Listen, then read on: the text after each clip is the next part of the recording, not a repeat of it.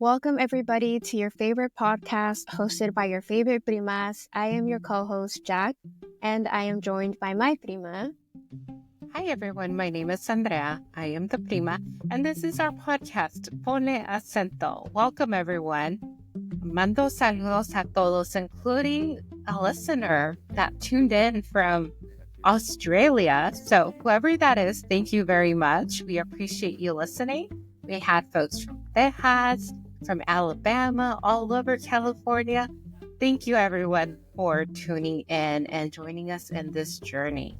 So today, we're going to talk about fight or flight best practices because remaining in fight or flight is pretty scary. And we don't want to be there, right? We want to make sure that we are still individuals that are working towards our self-actualization. And that cannot happen if we remain in fight or flight in a constant mode. So I begin with our first question. Jack, if you could remember, when was the last time that you were truly, I'd say, relaxed, not worried about what was going to happen next? Well, oddly enough, that was actually last night. It was for a couple of hours. My family and I played Loteria, and it was a really nice moment where we just left all our worries and we just had a really nice laugh. But unfortunately, we're back at it again where we're back at fight or flight. I am really surprised that was like pretty recent where you felt relaxed. I was thinking about that as well. I was like, when was the last time that I felt relaxed? And it's these like moments that don't happen very often where you're like, oh, I'm actually relaxed. And by the time that you process that you were actually in a moment of like homeostasis, you blink and that moment is gone. And so how do we store those moments? Like, how do we bottle them up so that when we enter stressful or anxious situations, children of immigrants, whether it is in our workplace, at school, with our family members, like what do we do? How we can't really bring out the bottle and say like, okay, this is how I was feeling when I was playing Loteria with my familia. I'm going to take 2 teaspoons of that feeling and there I'll be good again, right? You can't do that. But there are practices that will help us to get to the level where we can bring our body to a little bit more calmness and a little bit more awareness so that we can get back to work. Because being children of immigrants means that we are always on the go. And so we are, for context for our listeners, we are recording this podcast on Sunday, January 19th. And so tomorrow will be inauguration day for the next administration. And for a lot of us, that is a lot of fight or flight. And you double that up with the fact that a lot of us, our professions are working as educators, social services. So on top of feeling on edge ourselves, we are still needing to stand up in front of our students, our patients, our constituents, and still hold that strong face and lead the way. And it's really difficult to do when you are also in fight or flight. It's important for us to take care of ourselves and to fill our cup before we can turn around and fill everyone else's cups. So with that being said, Jack, what are some of the best practices that you use that help you fill your cup so that then you can help others? So one of the first ones that I began to use that really helped me with all the stress that I would feel, especially navigating undergrad, not just my courses, but also multiple jobs, was acupuncture. Now, acupuncture is a part of an ancient practice of traditional Chinese medicine, and it has been around for over 3,000 years. So this practice is within the system of healthcare that has been used to prevent, diagnose, and treat disease as a way to restore one's qi. And you can think of this qi as your balance of life, your yin and yang, one could say. So acupuncture is essentially used to create harmony between your yin and yang and restore correct flow of energy throughout your body. Now, acupuncturists believe that the human body has more than 2,000 acupuncture points, And they use these hair thin needles on certain points to improve the flow of any blocked chi. And I know some of our viewers might not like needles, but again, these are very tiny hair thin needles. And I think one of the scariest part is just mostly in your head. At first, I was also very scared of going in there and actually, having these needles put in me, but it really did help with relieving the stress. And once the needle was in, I would just feel my body relax. Mm-hmm. So I personally started using this during undergrad. That's where I found it. And thankfully, our healthcare insurance at the time came with the acupuncture and cupping. So I started to take advantage of it. And it was just one of the ways that I would use to relax and help manage all the workload and all the stress. Yeah, thanks to that, I was able to, again, use cupping as well. And so for those who don't know, cupping therapy is used to also release the toxins from body tissue and organs. Within this practice, cups are put on the skin to create suction. And the suction causes the tissue beneath the cup to be drawn up and swell, causing increase in the blood flow of the affected area or the area where you're most sensitive. So it does create some swelling, and your body is definitely very red at the end. But again, it enhances blood flow under the cups, and it draws the impurities and the toxins away from any tissue or again, any organ towards the surface where, again, it eliminates all of that negativity. And first time I tried it, I was really concerned because my back was so red. And I was, I was just very scared. I was like, is this normal? But obviously, once the acupuncturist came back and, I asked, I'm like, my back is actually really red. Like, I feel it's swollen. You can feel the cup as well, the suction part. Mm-hmm. And again, I asked questions and she clarified that it was actually pretty normal and that it should help. And yeah, it totally did. I'm 1,000% believer in both of these methods. And I always, encourage people to try them out. Obviously, we do want to encourage everyone to try it, but also find a certified provider who can perform each one, given that it takes serious technique to be able to do both. Apart from that, Primas, we also, we try to be mindful on this podcast, and we understand that some of our viewers might not have the time, right, that it takes to not only have it be performed, but then also the time to drive, the time to wait, and then drive back. And so we also wanted to share that another important form of practicing wellness can be to use one support system, whether it is our friends, our family, or even our chosen family.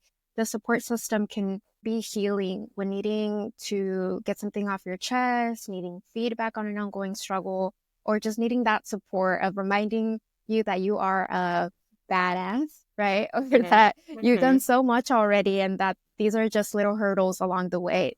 And so, Prima, would you like to start? Is there a support system that you specifically rely on that has really helped you in moments where there's a big bump in the road and you go to this person or to these people that have been able to support you? Yeah, absolutely. So it's very interesting because I think I have support systems like based on the situation. Like, I don't know if that makes sense. So I think that whenever I need a support system that has a different point of view from, let's say, maybe something is happening within family and, conversations or disagreements, I like to reach out to friends, close friends, chosen family who are maybe not close to the situation, so that they can give me a true, unbiased opinion, but they also know who I am. And so then they can also validate, my feelings, my thoughts, my process. And so it will just kind of depend. Yeah. What about you, Jack? Yeah, I think I can echo that where depending on the situation, I have my go-to people. I would say that in undergrad, I think my friends, given that we were all the first to leave our households, we were first gen, we were going through imposter syndrome altogether.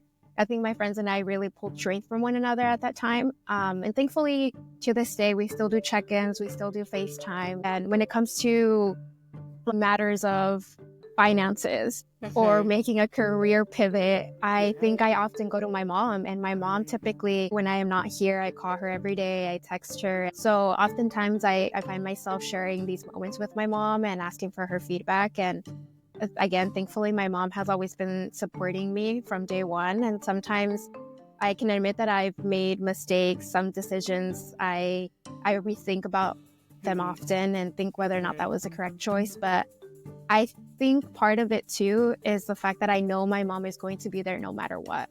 And being a child of immigrants, she did everything for me to be able to have these choices, be able to live these moments, even if they don't go my way at times. Right. I know that I have this opportunity, and it is thanks to her. So that's also part of the support system, is them being there for you no matter what. And it truly does calm you down at times when I'm feeling very anxious too. So the support system is really, really essential. And I think it's like my go-to before anything else. So yeah, if you don't have the time or the money to go use these other techniques that we mentioned previously, I think another crucial element to this would be your support system. And again, it could be your chosen family as well. It doesn't necessarily have to be your direct relatives. It could be friends that you've known for years.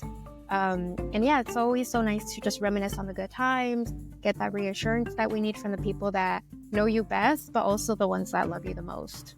Yeah. And I think that as humans, we are very relational. And so finding those individuals that are truly going to make sure that our actions are aligning to our values is super important. And I know that a lot of the times growing up, and I know that I cannot be the only one, right? But there was always this like consejo from our grandparents or our parents, tíos, tías, everyone of like, ten cuidado con quien te juntas, right? It's siempre in one way or another. And I think that as we're like teenagers, we're like, we think that we know best, right? And as I've gotten like older, primarily after I finished undergrad, I really began to notice that my circle of friends were shrinking.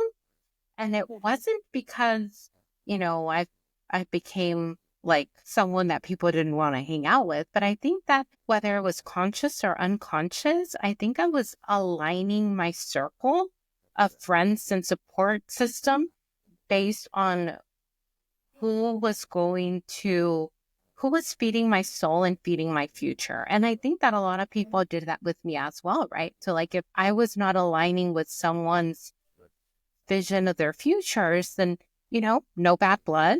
But I think that communication really kind of dwindled. And so I think that a lot of our listeners are in their 20s and even in their 30s. And there's maybe that sentiment of like, oh, it's so hard to make friends, as a elder millennial, or as a zillennial, or as a Gen Z, like it's so difficult to make friends. And so I guess I just want to affirm and validate to folks that, at the end of the day, the quality of the friendships and family members that you have will always be greater and more important than the amount of friends that you have. And if you're kind of going through that process, I have gone through that process as well. And I think it's a pretty normal thing to kind of go through. And I also think it's very normal to grieve friendships if you are no longer in that, that state of friendship that you previously were. I know that is maybe not a child of immigrants conversation, but I do want to offer that validation because I know that it is a thing.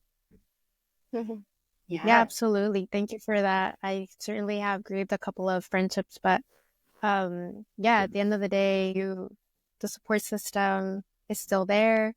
And mine too, again, we're all a child of immigrants. I think that's what keeps us together. It's an interesting relationship where we all understand. And it's for me really interesting where I have friends who have been in similar situations where they also grew up with a single immigrant mother. And so we have this mutual understanding of, we know exactly what you're going through. I realized the other day that all of my friends, they are the oldest or middle, and they've had to care for their youngest siblings. Yeah. So I think that's what makes our support system even stronger, given that we have all of these similarities. And so my support system, I know that they'll also have similar experiences. And so therefore they can also guide me best and we can share these emotions.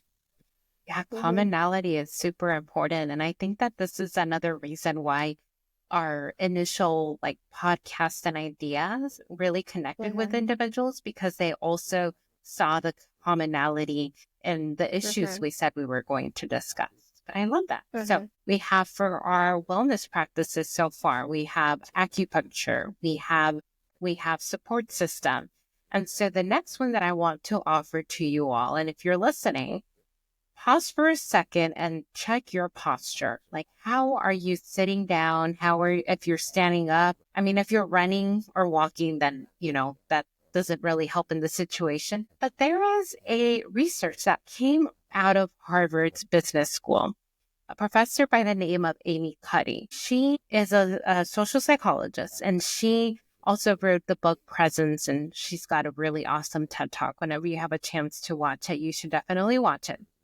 And so her conversation is really about presence. Like, how are we showing up to the world and to the people that are seeing us? And so she had this really cool study. She's a business professor in Harvard. She began to notice that her male-identifying students were doing significantly better than her female-identifying students in the class. And so this had already happened for a few years now. So she pulls up her grades, and she begins to see, okay, like, where is that distinction happening? So she looks at the tests, very similar with the test. She looks at the assignments, again, very similar grades for the assignments. Classwork, same. So she's like, where is this difference? And then she finally looks at participation. And so the male identifying students were participating at a much higher rate than the female identifying students. And so she began to look and observe at her students, like, why were male identifying students participating more? And she began to see that whenever her male students would arrive to class, they would physically take up space.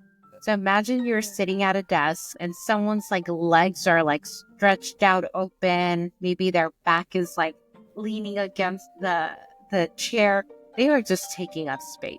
So she saw that. And then she also observed the female students. And she began to see that they would kind of shrink, right? They often had their hands behind their neck, which is like a very protective thing to do. Even when they raised their hand, it was like not even hand above their head, right? It was all very contained. And so she began to say, like, what? Like, could that be something that will be the reason of the participation differences? And so she began to do a research where she had individuals come into her lab and they would spit on a vial, and that's what they did. They would spit on the vial, and she would then look at their cortisol levels, which, as a reminder, is our hormone, our stress hormone, right?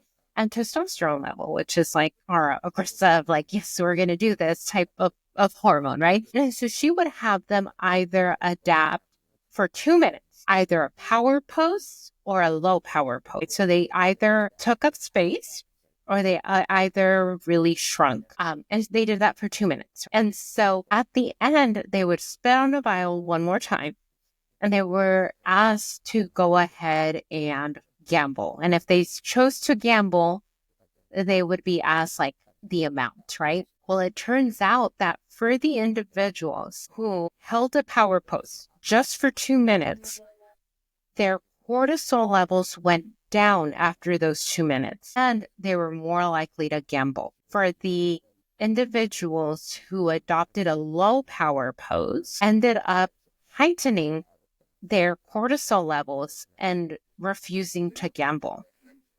And so her conclusion was, oftentimes we, with our bodies, will communicate to others. Like if you are feeling scared, your other people could probably read that from you. If you're feeling really excited, again. But our non-communication gestures, they also affect us. Meaning that if we can convince other people we're sad or mad or angry, we can also convince ourselves if we're sad, nervous, angry. And so that was her conclusion, was if you held a power pose, then you are using your own body's techniques to get those stress hormones down. And so that was super interesting. And that's something that I teach students in the programs that I facilitate is, hold that power pose. You've got an interview, you've got a presentation, hold that power pose, right? Even if you're sweating, uh, you are going to let that person in front of you know that you are confident, but you're also going to let your mind know that you are also confident. Isn't that interesting? Is that something that at any point, Jack, you have tried? No, I'd never thought about it. And Okay. there's so many times where I've had my interviews and I always go in very anxious. Then I try to trick my mind, but I think tricking your whole body would also align with being able to better the situation. Yeah. So if y'all are wanting to look at Amy Cuddy's TED Talk or read her book Presence, we'll link it in our bios. But for children of immigrants, please take up space. It's super important to take up space because not only are we telling our bodies we are here and we belong here, but we are also telling the person in front of us that we are here. So that is another best practice. And so we've come to our final best practice that we want to share with you all today. We want to welcome our first ever guest speaker to the Ponle Acento Podcast that is going to share with us another best practice that we can do whenever we are feeling in fight or flight. And is such an honor and with so much excitement that I introduce you all to my tia, Lilia Pulido Fernandez. She is the daughter of hardworking dreamer immigrant parents. She is a wife to an amazing husband, mother to 4 beautiful daughters, an elementary school educator, a children's book author, and a certified breathing coach. It is my honor that I welcome you, Tia, to our podcast. How are you doing today? Thank you so much, Andrea and Jack, for inviting me. I'm actually very, very honored to be your first guest speaker. Because if I were to be able to grow up again, I would have liked to be like Andrea and Jack. So thank you. I appreciate that so much, Thea. And I do want to take this quick moment to just say that, you being a child of immigrants too, my grandparents, and really seeing and learning from you that someone could be both empathetic and strong at the same time, someone that could value the cultures of our families, but also welcome in new traditions and challenge different cycles that maybe don't serve us. That is always something that I have looked up to you with. So I take this moment to really say that. So thank you, Thea, for paving the way. It hasn't been easy, but when you have a dream, and you continue and move forward with it, right? So Right. Yes, thank you, Mia. Yes. Thank you. Well, thank you so much for being here. And we want to start off by allowing giving you some space to share with us what happened in your life that made you look into improving your mental wellness. Specifically, what made you look into the benefits of working on your breathing? So it's a little interesting because you guys are probably too young to have felt this. But right before COVID, I remember having an experience of like I had everything, but yet I felt empty inside. I don't know if that makes sense.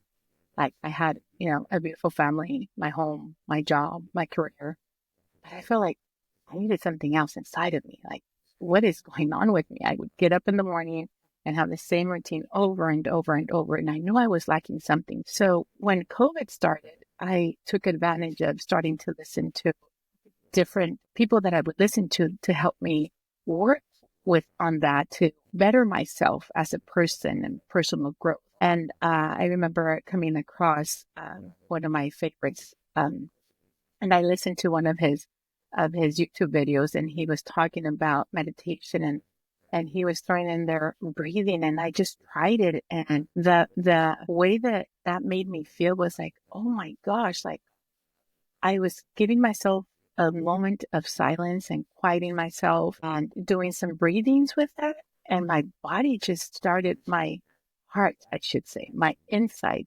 started feeling different. And I thought, oh my goodness, maybe this is what I need. So that's how I first started. And then COVID hit, of course. And then we're back at school with our students, and I noticed a lot of my students were feeling very, very anxious, and they were nervous, and it was just a totally different scenario after COVID, as we all know. But because I had been working on myself within that time during COVID, and I saw my students and the struggle they had, I started just implementing some breathing techniques and some quiet time for them. And I noticed the difference in them. And so then it was funny because then one of my cousins, who's a doctor, instilled in me and said, Lily, why don't you become a breathing coach so that you can further help your students? And I took her advice and I went for it. That's amazing. And first of all, thank you for everything you do with your students. That's really important. And we previously spoke about our support system. So that's amazing that you had that family member there to support you in this journey, and most important, believe in you and be able to give you that push to be able to do this. Our next question is, can you please share a breathing technique that can help a person when they are feeling anxious or struggling with sleep, for example? Okay, so, we all, at your last episode, you guys talked about fight or flight. We always have those situations, that fight or flight situations will always appear. But how do we handle those situations? So we have, the automatic nervous system, which is comprised of 3 other responses. And one of them is the sympathetic nervous system, which is the one that is a fight or flight response, right? That's the one that elevates your blood pressure and increases, that activity in your body. But then the most important one to me is the parasympathetic nervous system. That one is the opposite of the sympathetic nervous system. So that one's the one that puts your body to rest, that calms you down. So whenever a person is feeling a little anxious or is having difficulty doing that, what you want to do is give yourself a little bit of quiet time. Relax your body. Just relax your body. Don't think about anything. Clear your mind. Once your body's relaxed, you're going to try to take. Now, this is a little difficult to do, but you really have to. The reason why I say you have to quiet your mind and quiet yourself, your body, is because you need to try to connect your mind to your body so that you start breathing through your diaphragm. Because many times what we do when we're in those situations is we start breathing. I've done this with multiple people, and I said, can you show me how you breathe? And a lot of them expand what we call the intercostal part of our body up here, when in reality, we need to be breathing from our diaphragm. So just doing that itself and taking a deep inhale, okay, so inhale, but making sure that your diaphragm or your belly, it's called belly breathing, expands. That's how you know you're breathing correctly instead of up here. Because once you start breathing heavily and hard from this part of your chest, you're not getting full oxygen to your brain.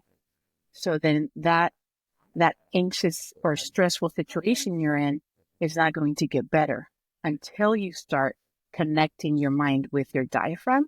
And then when you take that inhale, your diaphragm has to expand out. So your belly will come out, and then you slowly release the exhale.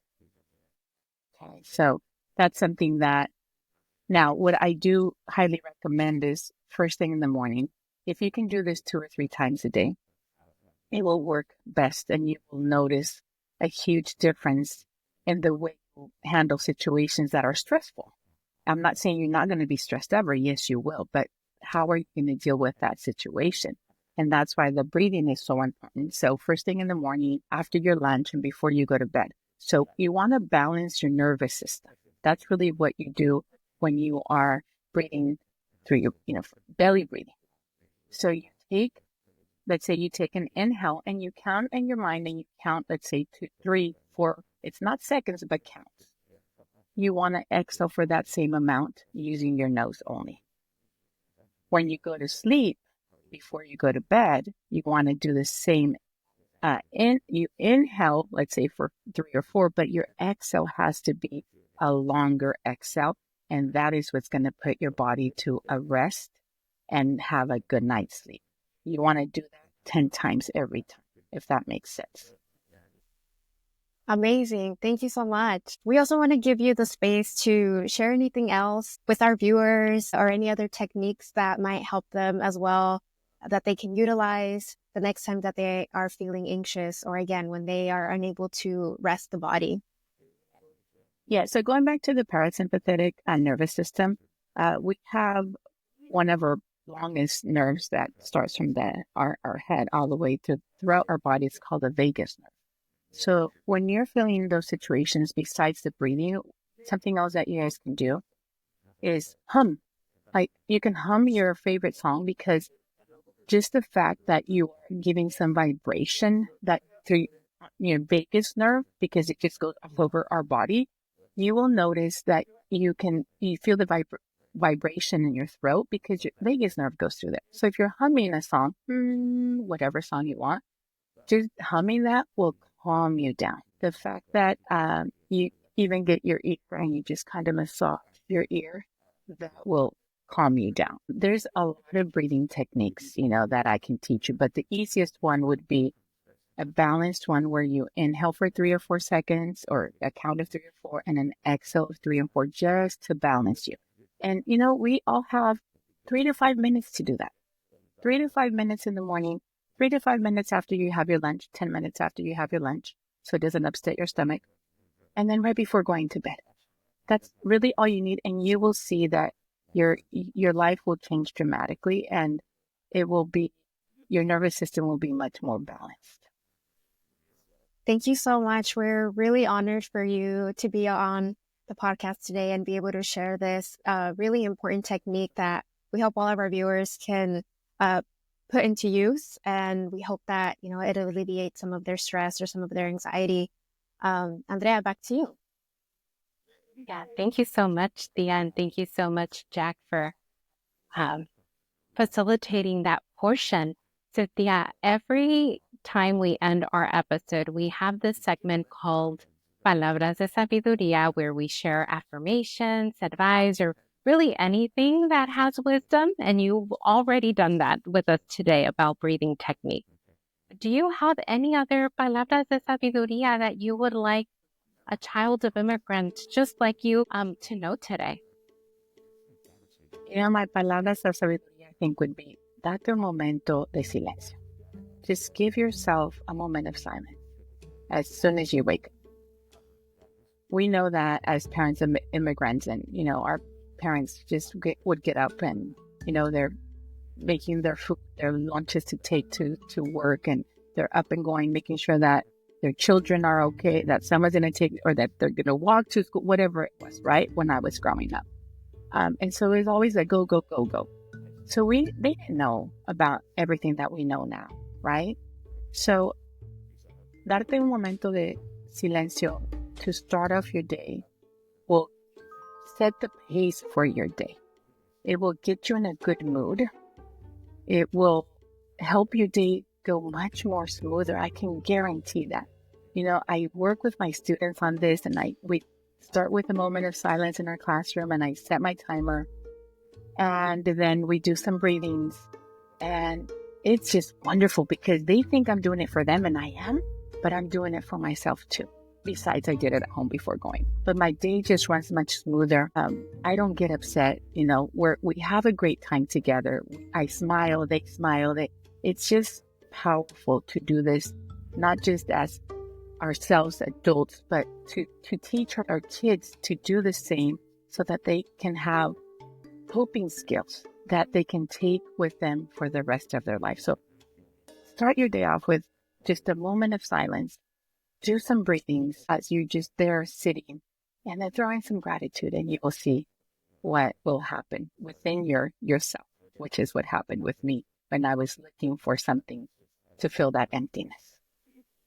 Thank you so much, Thea. I appreciate your vulnerability. I appreciate that you are teaching our future generations to have these different coping techniques. And, really, thank you for everything that you do. And again, thank you for your time, your willingness, and your expertise in being our guest speaker today. For our listeners, if you are interested in purchasing any of the books, please click the link in our bio and you will get access to those books. And, maybe in the future, we'll have you on as a guest again to talk about what that journey for book writing was, Thea. So thank you so much for being with us today. And now continuing with mine and Jack's Palabras de Sabiduría. So this is actually something that you already touched upon, and that is the Palabras de Sabiduría that my mom actually engraved in me while growing up, which relates to our support system. And she always told me, no necesitas muchas amigas, solo necesitas una amiga que te apoye y que te sea leal. So this translates to, you don't need a lot of friends. You only need the one friend that supports you and is loyal. And thanks to this, I think, again, I have always been able to choose these loyal friends. I think it is truly about the quality rather than the quantity of friends that you have. Part of this too, my mama, she is always really thankful to my friends because they were the ones that also went through all this, who understood firsthand, being first gen, being the first to leave. It's, again, palabras de sabiduría, of choosing your friends wisely and remembering that if anything, you need them to be, loyal, reliable, supportive friends. And that goes a really, really long ways. So shout out to my mom for instilling that important practice on me, because these friendships have thankfully lasted so many years. And those are my palabras de sabiduría. I love it. Thank you so much. My palabras de sabiduría this week are one that I always remind the university students that I work with. It's a very bold one, and I know that we are all bold, all of us that are listening, and you are bold, Jack, and I know I am bold, but it is one of, they don't know what you don't know. I'm going to say that again. They don't know what you don't know. It's important for us to remember as first-gen individuals when we are walking into an interview, when we are maybe speaking to a client or speaking to a professor or a higher up, a supervisor, right? It's important for us to make sure that we listen, we take in the information, but a lot of the times we psych ourselves out because we believe that we are carrying the I don't know in my face. They're gonna find me out, right? And that is part of that imposter syndrome, right? Like I don't belong here because I don't know. Well, guess what? Nobody else knows what you don't know. And if you do have to be in a situation where you have to, come clean and say that I don't know, you always phrase it as, I'd love to learn a little bit more about that. I will do a little bit more research on that. That's an interesting point. Let me look into it a little bit more. But you do not have to walk in and immediately tell folks, either verbally or with your interactions, that you don't know. So those are my palabras de sabiduría. And with that being said, this concludes our episode for today. And our next episode is going to air 2 weeks from now. So it'll be on Sunday, February 9 at noon. And Jack, if our followers want to find us on social media, where is that at? Yeah, of course. So you can email us at ponleacento.podcast@gmail.com if you want to send any feedback, any suggestions, or any ideas. And you can also follow us on Instagram at Ponle Acento Podcast. Feel free to DM us about the podcast. Again, we are open to ideas, suggestions. So feel free to follow us there at Ponle Acento Podcast on Instagram. Right on. And for our final remarks, reminding you all that this podcast is brought to you by Andrea and Jack. It is co-hosted, co-produced, and co-directed by both Primas, Andrea and Jack. Editing of the recorded content is done by me. Social media and outreach is done by Jack. Thank you, Jack. Research on discussed topics is done by both Primas, and sources can be found in our link tree. We aim to make our platform nonpartisan. In the case that an opinion is being expressed by either, those opinions belong solely to the person who expressed that opinion. For accessibility features on the podcast, please visit our YouTube channel for captions and script of the episode. And just like that, we are all done, primos and primas. Take care of yourselves, listen to your bodies, and you will hear from us soon. Love, A and J. Adios.